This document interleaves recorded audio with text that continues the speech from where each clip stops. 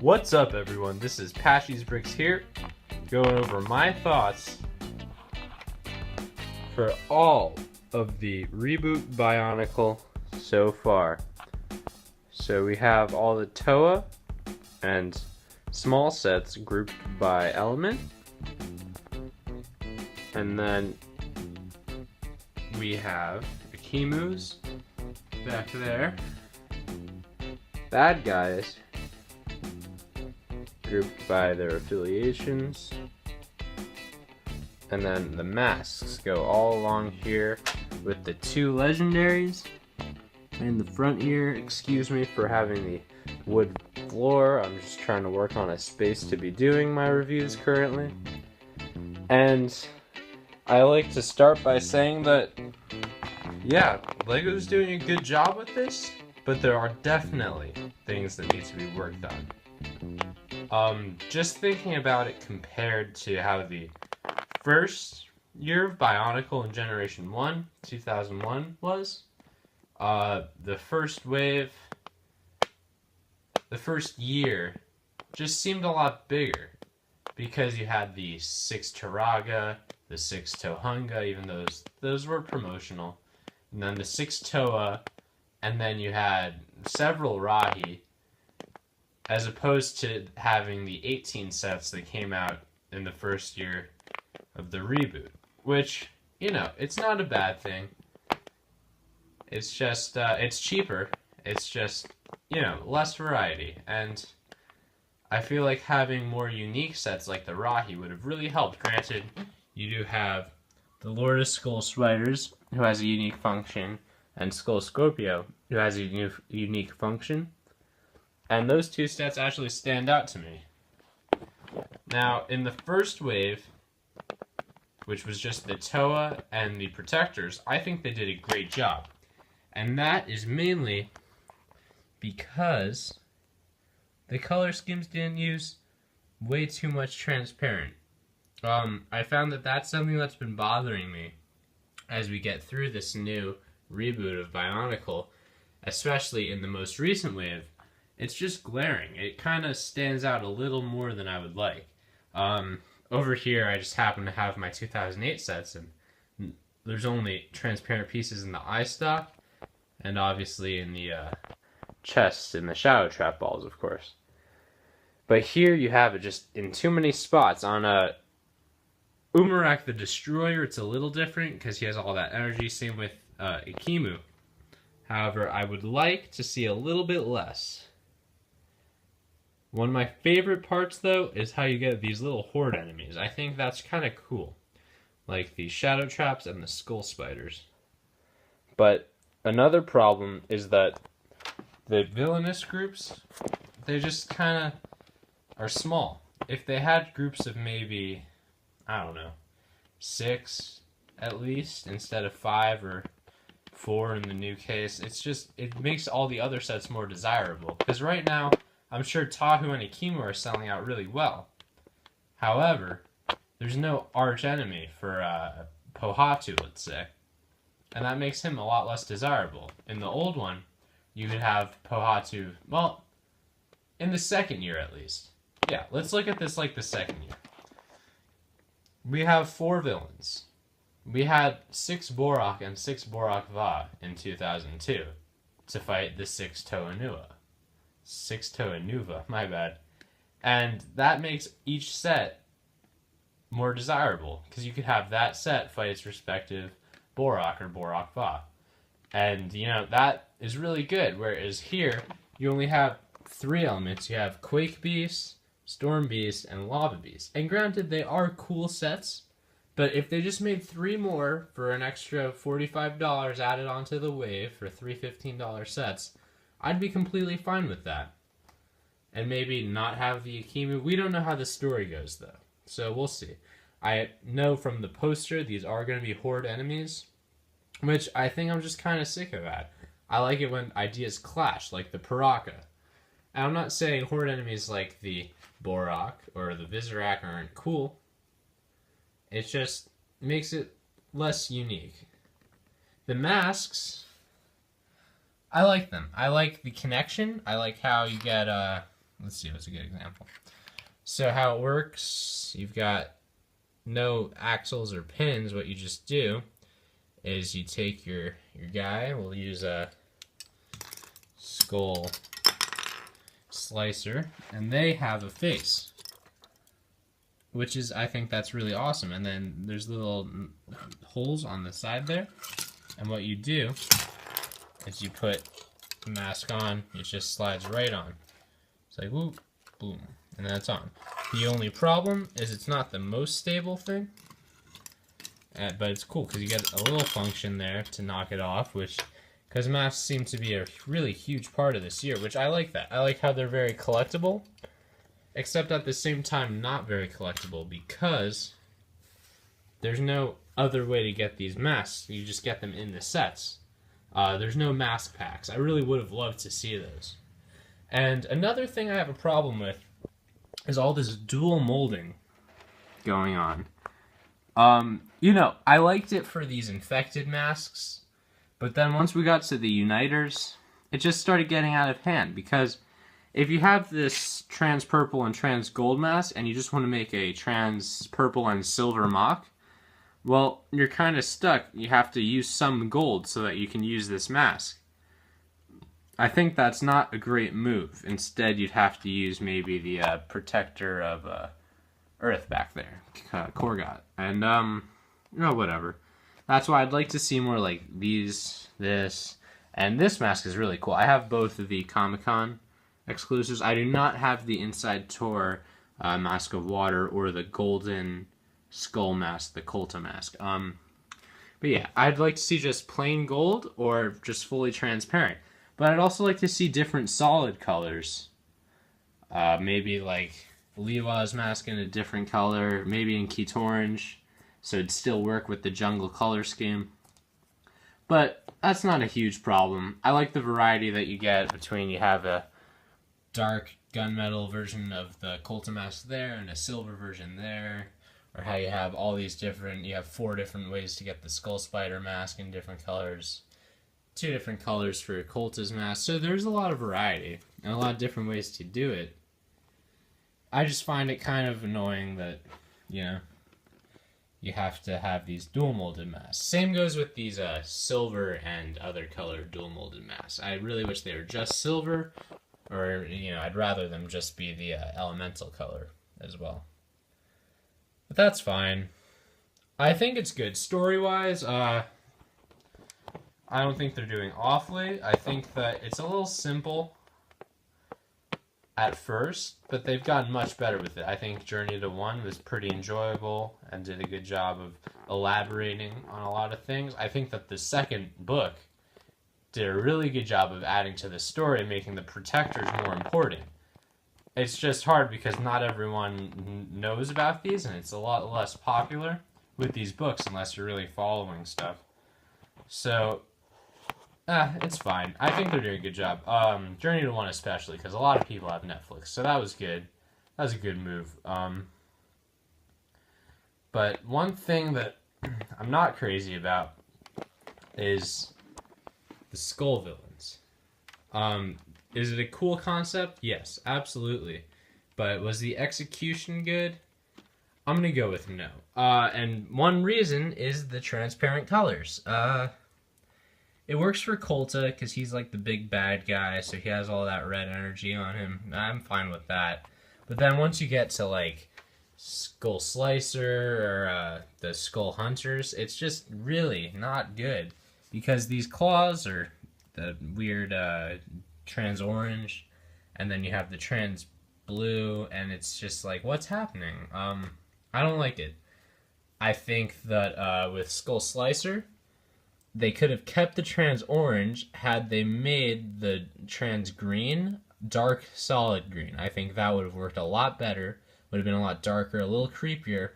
Definitely worth it. As for the Skull Scorpio, if they used dark brown or something, it still would have definitely had the stone feel to it, and they could have kept the trans red or trans orange, and I think that would have made it a little more a little more connected as an enemy horde, and you can tell he's the leader because he has all the trans orange. They just have little bits to be under their control. And maybe if he used all the solid purple, it doesn't work as bad with Skull Basher because he uses a little more just black and solid purple, and his 2 trans purple pieces on his arms are covered by the shoulder armor. So that's fine. And Skull Warrior, I don't know. Maybe if they just made him all silver or something. I also think it just looks a little too silvery. I'm just not feeling this wave. Lord of Skull Spiders, I want to like him. I really do. But there's just not that much you can do with him. I mean, the legs, they don't really move individually. He's just kind of like... His function is really cool, I think. I think that's good. But there's just not much, and his story significance, I don't know. In the second book, he comes back, but spoiler alert, my bad. But you know, he's whatever. He's really not memorable. The Skull Spiders themselves are cool though, regardless of him, and you kind of need him to be the controller. He doesn't need to be in action as long as he's controlling them. Umarak, I love him. For some reason, I like the transparent on him, just because it represents some more energy, just like how it was okay on Kolta. Shoulder armor. I just wish, you know, if he had a more unique function. I mean, he has the pivoting, the waist articulation thing going on there. And his bow looks really good, and his horns and everything. But it's just, you know, if he had another arm function or something to be more desirable. But he's really cool. His custom leg design, it looks really good. And then when he gets into the destroyer form over here, that's really cool. Having a function in his hands, I think that's really cool. And his mask, it's kind of cool. I just don't like the fact that there's this black between the gold and the trans neon green and gold there. It just kind of looks weird, like these should have been gold or something. Figure something else out.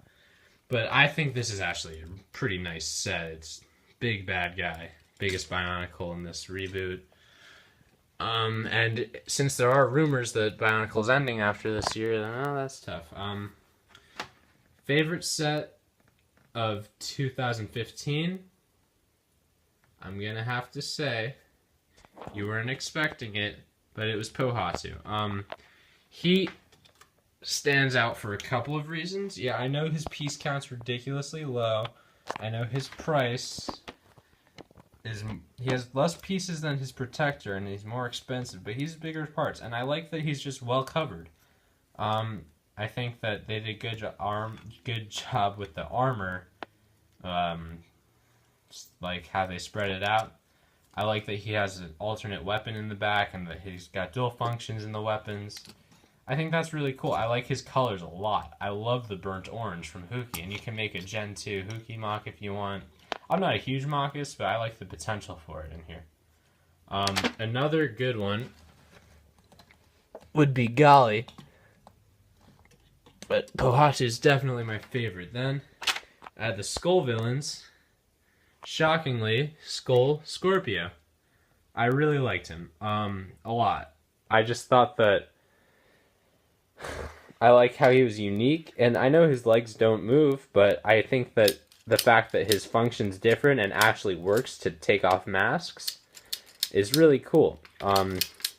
So what if he doesn't move? You're going to be holding it from here anyways when you have it, so just be like, yeah. So that's pretty fun. And he's got claws that can actually open up like that if you want them to, or whatever. So that's cool. Then in the next wave, my favorite set is, I want to say Kopaka, but those thighs in gold really just ruin it for me. And so because of that, I'm going to have to say Umarak. I like the fact that he has two weapons hanging off the side here. I really like that. He's got a sword and some extra ammo. I think that's really cool. And his custom leg design. And then he also has the potential to use these 2 extra parts, or not 2 extra parts, 4 extra parts, but in 2 sections, to use his shoulder armors to make more shadow traps, which is actually really awesome. And he's just a cool bad guy. He's very cunning. He does a good job. And in Journey to 1, you really actually think he gets to be a real threat to the Toa, unlike the non-intimidating Lord of Skull Spiders and Skull villains. And then in this wave,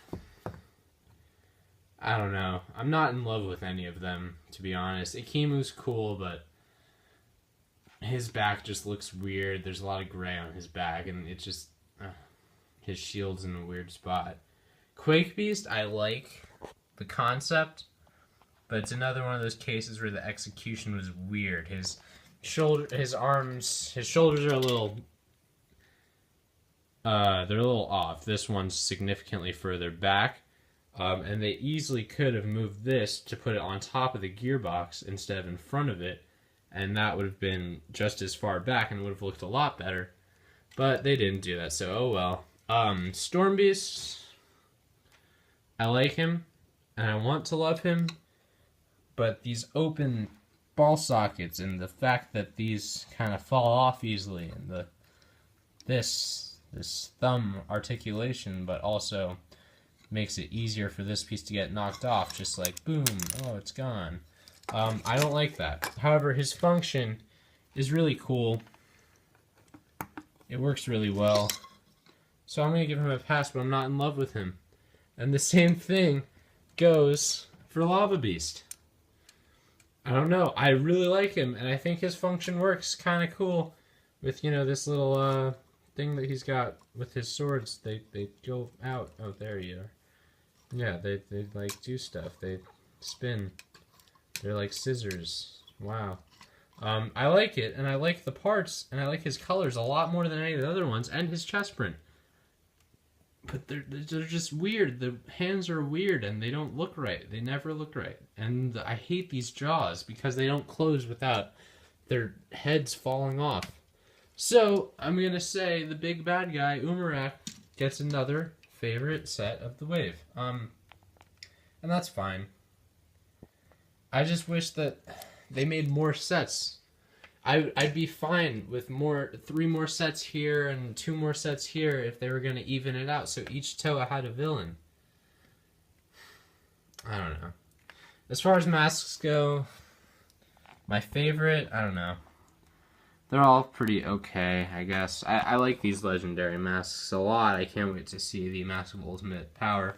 I think this mask actually looks pretty cool. The gunmetal and trans orange mask. The rest of them just, the dual molding kills it for me on all of these. This one, Golly's mask, actually looks pretty cool. I like the dark trans blue. I think that's awesome. But favorite, I'm going to go with my first Reboot mask, the clear How. Because you don't see a lot of trans clear Bionicle parts. You've got all this trans neon green, trans blue, trans red and stuff, and it's just, you forget about the trans clear. So yeah, I mean, that's just my thoughts. I like it. I think they're doing a good job, and when you're thinking about it, you gotta compare it to the old Bionicle, but not to the years 2006 or something, because that was 6 years into the run. This is just the second year. So comparing everything up to 2002 to everything up to 2016, I think they're doing all right. I think the 2001 and 2 story was a little bit better, but also I believe LEGO's kind of hesitant on the funding for the reboot of Bionicle. But that's just my thoughts. Remember to like and comment, subscribe, comment what you think about this reboot, and if you think they're doing a good job or anything you disagree with me, you can say it. Just don't be mean. And subscribe. Thank you for watching, guys. I really appreciate it. Have a nice day.